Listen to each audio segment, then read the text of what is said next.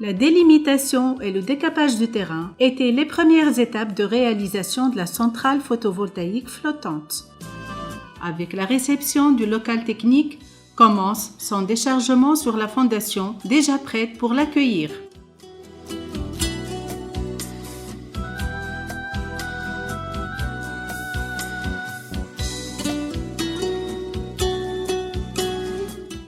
Après le ferraillage et le coffrage des semelles, ainsi que l'approbation du bureau de contrôle, et avant chaque coulage, des échantillons de béton sont prélevés pour un test ultérieur. Le coulage de chacune des 27 semelles qui seront posées dans le lac a nécessité près de 1,80 m de béton HRS mélangé avec un adjuvant accélérateur. Ces massifs seront les points d'ancrage de la centrale dans le lac grâce à des étriers en inox diamètre 20. Une excavation de 5 fouilles pour 5 autres semelles abriteront les massifs d'ancrage sur terre. Ce deuxième coulage a nécessité près de 6 m3 de béton HRS mélangé avec un adjuvant accélérateur. Au total, 32 points d'ancrage ont été nécessaires pour toute la centrale. Avant la pose des massifs dans le lac, on installe les bouées flotteurs avec les câbles d'attache. Les 27 massifs seront déposés un à un dans le lac et ce par le moyen d'une tractopelle et d'une bâche.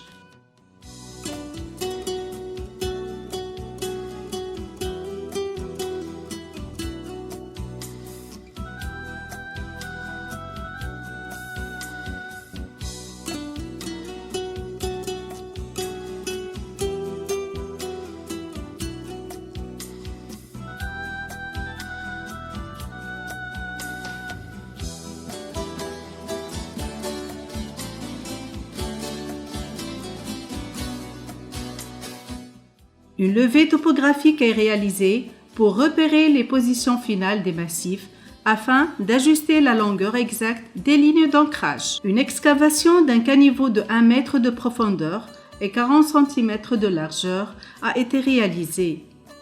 Ce caniveau hébergera tous les câbles nécessaires pour le fonctionnement de la centrale.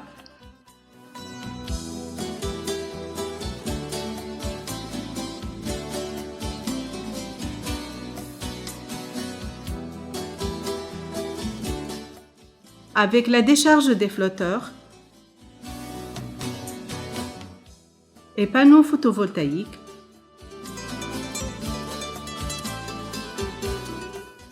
commence la préparation de la zone de travail en posant du tout venant avec un compactage du terrain.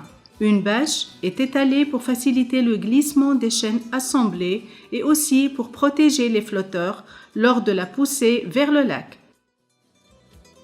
Le montage des panneaux commence par la fixation des beams avec des rivets sur le côté sud de flotteur, puis son assemblage avec des clamps. Côté nord du flotteur, des legs seront fixés permettant la pose du panneau avec une inclinaison de 12 degrés nécessaire pour son exposition.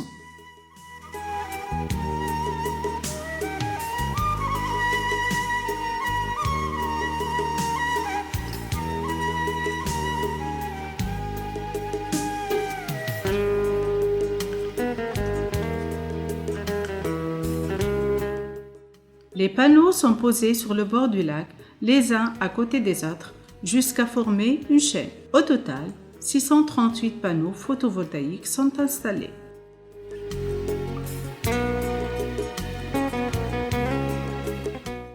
Une gaine anti-UV est découpée, puis fixée sur le panneau et à travers laquelle passe le fil de terre, le câble de retour qui sera tiré vers l'extrémité de la chaîne et enfin les câbles MC4 qui seront instantanément interconnectés. Une mesure de tension circuit ouvert est faite sur chaque chaîne pour vérifier la continuité de l'interconnexion entre les panneaux. Pour la stabilité de la centrale contre la force des vents, les périphériques ont été conçus avec 2 à 3 flotteurs sur le côté nord, en double flotteur sur les côtés est et ouest, et en un seul flotteur sur le côté sud.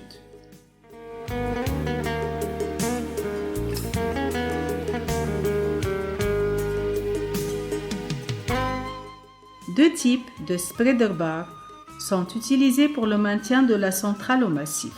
Chaque type est adapté au sens du flotteur sur lequel il sera fixé.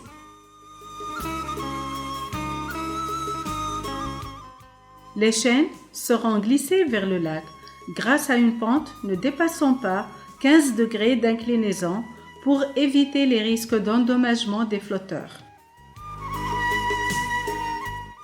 Une fois dans le lac, la centrale est ancrée au massif grâce à des cordes en polystère et une chaîne en inox.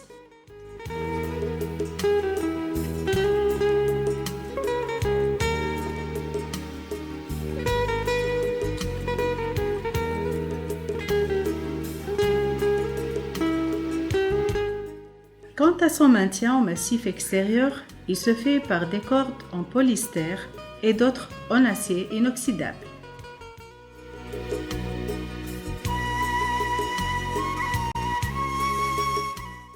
Avant le tirage des câbles solaires, on prépare leur conduite en polyéthylène qu'on pose sur des flotteurs.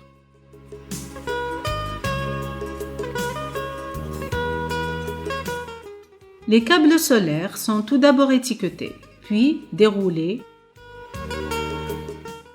et coupés suivant des longueurs bien définies pour être introduits dans des gaines anti-UV. Ils joindront tout d'abord le regard posé au bord du lac, puis passeront à travers 8 tubes Gorch déjà installés dans un tranchée vers le local technique.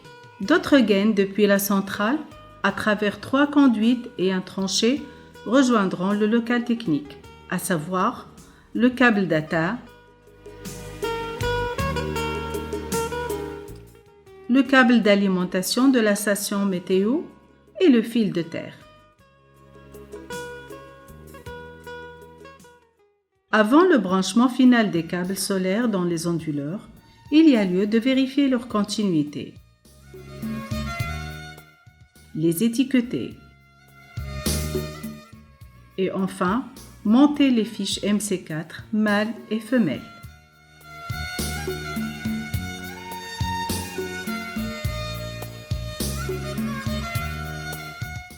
La station météo fournit des données sur l'irradiance solaire, la température ambiante, celle des panneaux et de l'eau. Ces données sont envoyées au datalogger qui les transmettra à l'exploitant afin de suivre la performance de la centrale et intervenir en cas de besoin. Avant la mise en service, il y a lieu de faire tous les tests nécessaires sur les câbles.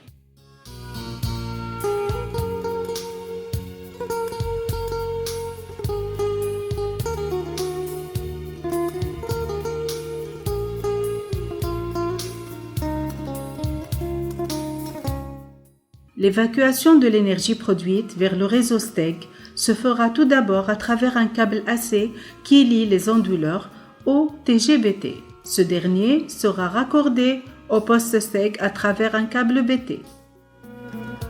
Un système de comptage a été prévu dans le local technique pour la mesure de la quantité d'énergie évacuée dans le réseau.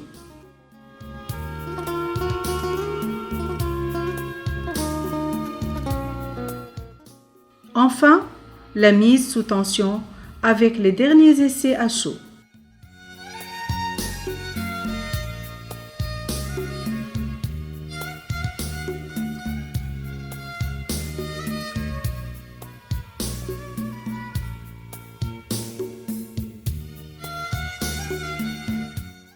La réalisation de cette première centrale photovoltaïque flottante pilote sera certainement suivie par d'autres implantations similaires, ce qui fera réussir le plan solaire tunisien d'ici l'année 2030.